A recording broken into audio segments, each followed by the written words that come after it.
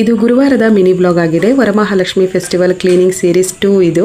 So ನಾನು ಮಧ್ಯಾಹ್ನ cooking ಕೆಲಸ ಎಲ್ಲ ಮುಗಿಸ್ಬಿಟ್ಟು ಆಮೇಲೆ ಸ್ಟಡಿ ರೂಮ್ ಕ್ಲೀನ್ ಮಾಡ್ಕೊಳ್ಳೋಣ ಅಂತ ಹೊರಟಿದ್ದಂಥದ್ದು.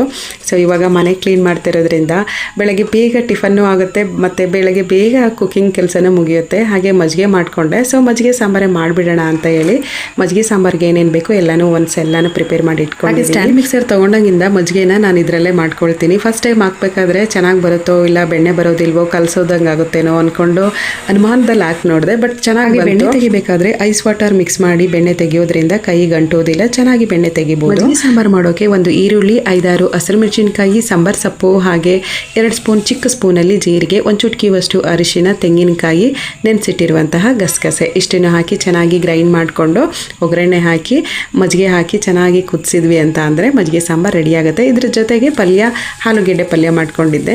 ಸೊ ತುಂಬ ಚೆನ್ನಾಗಿರುತ್ತೆ ಆಲೂಗೆಡ್ಡೆ ಪಲ್ಯ ಮಜ್ಜಿಗೆ ಸಾಂಬಾರು ಜೊತೆ ತಿನ್ನೋಕೆ. ಬೆಳಗ್ಗೆ ಮಕ್ಕಳನ್ನ ಸ್ಕೂಲಿಗೆ ಕಳಿಸಿ 10 ಗಂಟೆ ಅಷ್ಟರಲ್ಲೇ ಕುಕ್ಕಿಂಗ್ ಎಲ್ಲ ಮುಗಿಸ್ಬಿಟ್ಟು ನಾನು ಸ್ಟಡಿ ರೂಮ್ ಕ್ಲೀನ್ ಮಾಡಿ ಹಾಗೆ ಮೇಲ್ಗಡೆ ಫಸ್ಟ್ ಫ್ಲೋರ್ ಹಾಲೆಲ್ಲ ಕ್ಲೀನ್ ಮಾಡೋಣ ಅಂತ ಡಿಸೈಡ್ ಮಾಡ್ಕೊಂಡು ಇವತ್ತು ಕಂಪ್ಲೀಟ್ ಕ್ಲೀನಿಂಗ್ ಮುಗಿಸ್ಬಿಡೋಣ ಮೇಲ್ಗಡೆ ಫ್ಲೋರ್ ಅಂದ್ಕೊಂಡು ಬಂದೆ. ಮಕ್ಕಳು ಸ್ಟಡಿ ಟೇಬಲ್ಲು ಮತ್ತು ಬುಕ್ಸು ಎಲ್ಲನೇ ಕ್ಲೀನ್ ಮಾಡಿ ಆರ್ಗನೈಸ್ ಮಾಡಿ ಕೊಡಬೇಕಾದ್ರೆ ಸುಮ್ಮನೆ ಹಾಗೆ ಮನಸ್ಸಲ್ಲಿ ಅಂದ್ಕೊಂಡಿದ್ದಂಥದ್ದು, ನಾವೇನೇ ಡಿಗ್ರಿ ಕಂಪ್ಲೀಟ್ ಮಾಡಿದ್ರೂ ಮತ್ತೆ ತಿರ್ಗಾ ನಾವು ನಮ್ಮ ಲೈಫಲ್ಲಿ ಫಸ್ಟ್ ಸ್ಟ್ಯಾಂಡರ್ಡಿಂದ ನಾವು 7th ತಿರ್ಗಾ ಎಲ್ಲ ಟೆಕ್ಸ್ಟ್ ಬುಕ್ನು ಒಂದು ಲೆಸನ್ ಬಿಡದಂಗೆ ಯಾರ ಮನೇಲಿ ಫಸ್ಟ್ ಸ್ಟ್ಯಾಂಡರ್ಡ್ ಹಾಗೆ 7th ಸ್ಟ್ಯಾಂಡರ್ಡ್ವರೆಗೂ ಓದ್ತಿರುವಂತಹ ಮಕ್ಕಳಿದ್ದಾರೆ ಖಂಡಿತ ಅಂತ ತಾಯಂದಿರಿಗೆ ಗೊತ್ತಿರುತ್ತೆ. ನಾನು ಏನಕ್ಕೆ ಈ ಮಾತು ಹೇಳಿದೆ ಅಂತ ಗೊತ್ತಿದ್ರೆ ಕಮೆಂಟಲ್ಲಿ ತಿಳಿಸಿ. ಹಳೆ ಬುಕ್ಸ್ಗಳನ್ನೆಲ್ಲ ಈ ರೀತಿ ಬಾಕ್ಸಲ್ಲಿ ಸ್ಟೋರ್ ಮಾಡಿರ್ತೀನಿ. ಸ್ಟೋರ್ ಮಾಡಬೇಕಾದ್ರೆ ನ್ಯಾಪ್ತಲಿನ್ ಬಾಲ್ನ ಒಂದು ಹಾಕಿ ಇಟ್ಬಿಡ್ತೀನಿ. ಯಾಕೆ ಅಂತಂದರೆ ಕಾಕ್ರೋಚು ಮತ್ತು ಪಲ್ಲಿಗಳ ಅಟ್ಯಾಕ್ ಆಗೋದಿಲ್ಲ.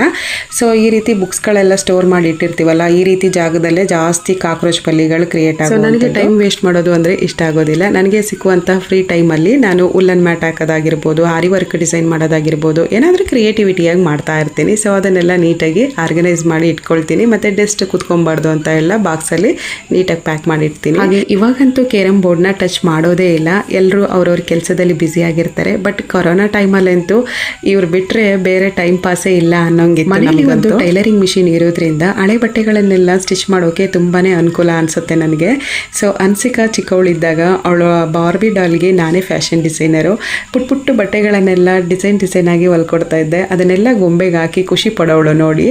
ಅಷ್ಟು ಚೆನ್ನಾಗಿತ್ತು ಅದು ಬಟ್ಟೆಗಳೆಲ್ಲ. ಫೈನಲಿ ಸ್ಟಡಿ ರೂಮ್ ಎಲ್ಲ ಕ್ಲೀನ್ ಮಾಡಿ ಬುಕ್ಸ್ ಎಲ್ಲ ಆರ್ಗನೈಸ್ ಮಾಡಿ ಯಾವ್ಯಾವ ವಸ್ತುಗಳನ್ನು ಎಲ್ಲೆಲ್ಲಿ ಇಡಬೇಕು ಎಲ್ಲನೂ ನೀಟಾಗಿ ಎತ್ತಿಟ್ಟು ಇನ್ನು ಪುಟ್ಟದಾಗಿ ಒಂದು ಹಾಲ್ ಇದೆ ಅದನ್ನು ಮಾತ್ರ ಕ್ಲೀನ್ ಮಾಡಿದ್ರೆ ನನ್ನ ಕ್ಲೀನಿಂಗ್ ಕೆಲಸ ಕಂಪ್ಲೀಟ್ ಮುಗಿಯುತ್ತೆ. ಇಲ್ಲಿಗೆ ಮೇಲ್ಗಡೆ ಮನೆ ಒಳಗಡೆ ಇಂಡೋರ್ ಪ್ಲಾಂಟನ್ನು ಬೆಳೆಸಬೇಕು ಅಂತ ಇಷ್ಟಪಡೋರು ಈ ಫಿಲೋಡ್ಯಾಂಡ್ರಾ ಪ್ಲಾಂಟನ್ನು ಚೂಸ್ ಮಾಡ್ಬೋದು. ತುಂಬಾ ಚೆನ್ನಾಗಿ ಗ್ರೋತ್ ಆಗುತ್ತೆ. ಸೊ ತುಂಬ ನನಗಿಷ್ಟ ಇದು ಪ್ಲಾಂಟು.